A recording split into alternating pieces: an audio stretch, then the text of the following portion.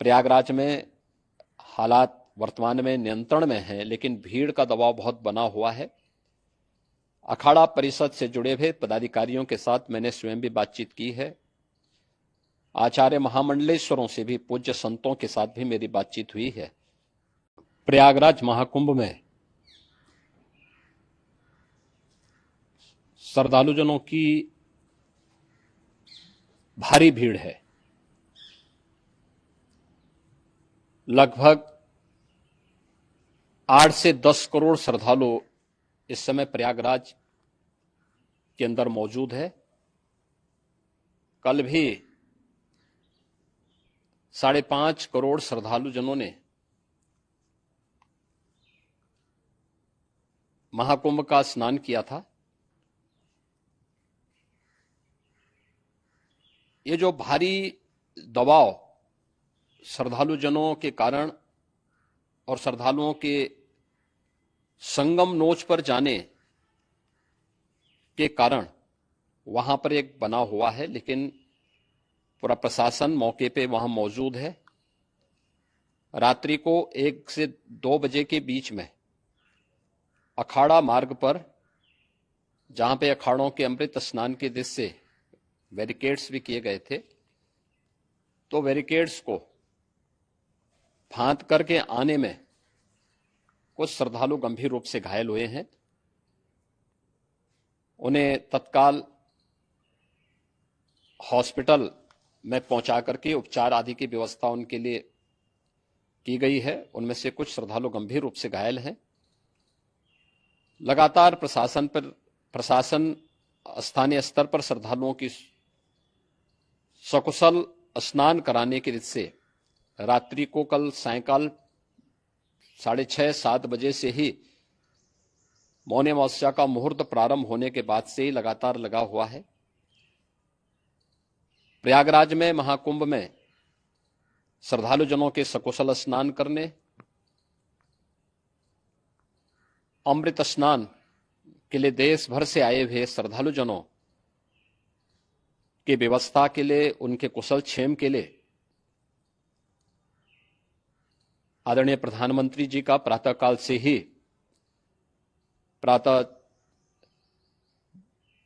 से ही उनके लगभग 4 बार प्रधानमंत्री जी ने हालचाल लिया है। माननीय गृह मंत्री जी ने, माननीय राष्ट्रीय अध्यक्ष भारतीय जनता पार्टी श्री जेपी नड्डा जी ने, माननीय गृह मंत्री श्री अमित शाह जी ने भी, और प्रदेश की माननीय राज्यपाल श्रीमती आनंदीबेन पटेल जी ने भी लगातार जानकारी लेकर के सभी के कुशल क्षेम और सकुशल स्नान कराने के बारे में निरंतर रिपोर्ट ले रहे हैं। हम लोगों की प्रातःकाल से ही श्रद्धालुजन जो भी आए हैं वे स्नान कर सकें, इसके लिए यहां पे उच्च स्तरीय बैठक भी चल रही है, जिसमें मुख्य सचिव भी हैं, डीजीपी हैं, प्रमुख सचिव गृह हैं, मुख्यमंत्री कार्यालय के अपर मुख्य सचिव के साथ एडीजी लॉ एंड ऑर्डर के साथ साथ अन्य वरिष्ठ अधिकारीगण मौजूद हैं। आचार्य महामंडलेश्वरों से भी, पूज्य संतों के साथ भी मेरी बातचीत हुई है, और पूज्य संतों ने बड़ी ही विनम्रता के साथ इस बात को कहा है कि नहीं, श्रद्धालु जन पहले स्नान करेंगे और फिर जब उनका दबाव कुछ कम होगा और वे सकुशल वहां से निकल जाएंगे, तब हम लोग स्नान करने के लिए संगम की तरफ जाएंगे। अभी पहले श्रद्धालु जनों को, चूंकि देश भर से आए हैं, तो इसके लिए उन्हें सभी अखाड़े इसके लिए सहमत हैं और सभी लोग इस व्यवस्था के साथ जुड़े हुए हैं।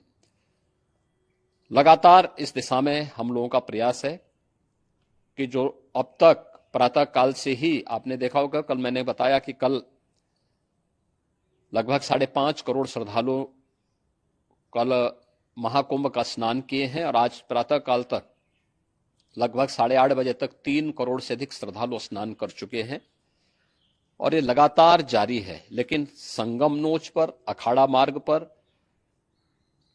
नागवासुकी मार्ग पर लगातार दबाव बना हुआ है, और वहां पर श्रद्धालुजनों की सुविधा के लिए भी हर प्रकार की वहां पर प्रशासन पूरी मुस्तैदी के साथ लगा हुआ है। और इसीलिए मेरी अपील है पूरे प्रदेशवासियों से, पूरे देशवासियों से और सभी श्रद्धालुओं से भी, सभी पूज्य संतों से भी कि अफवाह पर कोई ध्यान न दें, संयम से काम लें। यह सब आयोजन सभी लोगों का है। प्रशासन उनकी सेवा के लिए पूरी तत्परता के साथ लगा हुआ है। केंद्र और राज्य सरकार पूरी मजबूती के साथ वहां पर हर प्रकार का सहयोग करने के लिए तत्पर है। लेकिन कोई किसी अफवाह पे ध्यान न दे।